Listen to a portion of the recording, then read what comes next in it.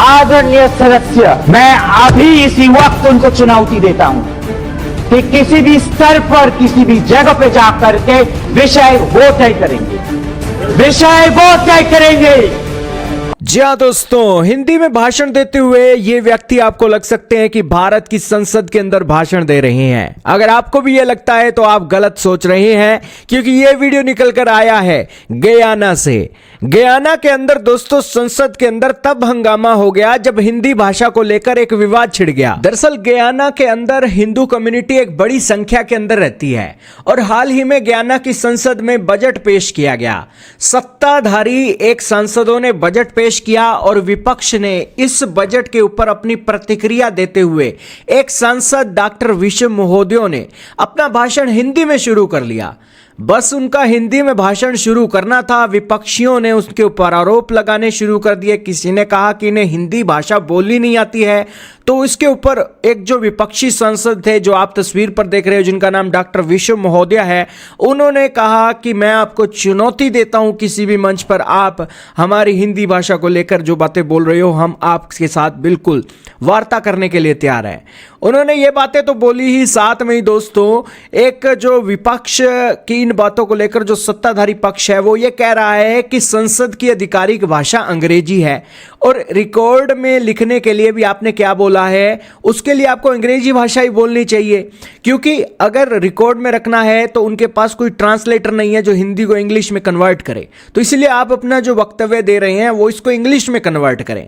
लेकिन दोस्तों विपक्ष को एक मौका मिल गया और विपक्ष ने इसे एक राजनीतिक स्टंट के तौर पर इस्तेमाल किया और उन्होंने गयाना की विविधता और भारतीय विरासत को एक प्रेजेंस देने के लिए अपनी स्पीच को हिंदी का एक समर्थन किया और वो समर्थन कर रहे हैं कि संसद के अंदर भी हिंदी भाषा का प्रयोग होना चाहिए।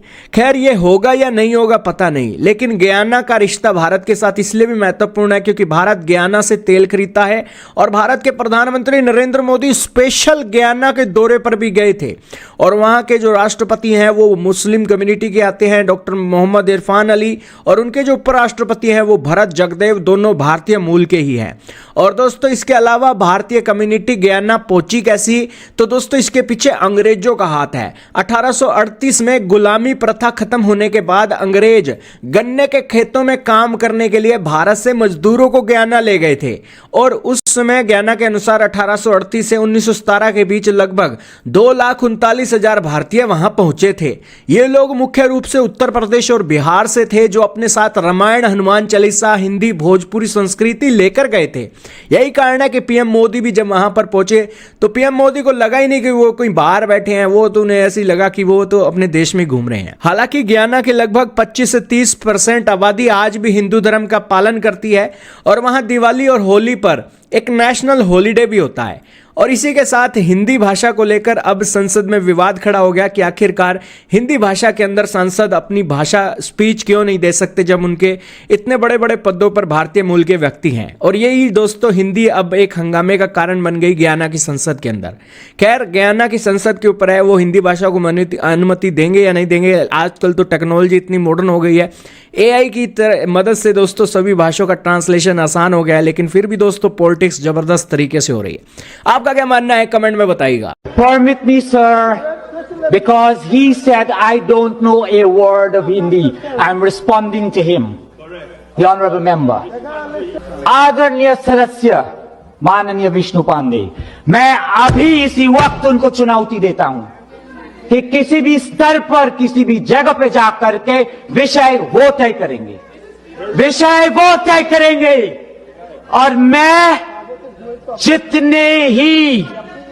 जितनी डिबेट में करना चाहते हैं, बहस करना चाहते हैं, वो तय करेंगे जी। और मैं जाकर के डिबेट करूंगा बिना कागज देख करके। I'll explain it now. I'll explain it now. You hold up.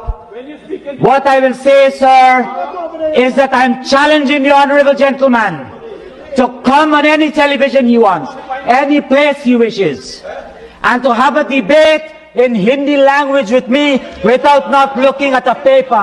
And if he do so, he eats salts from the party he comes from.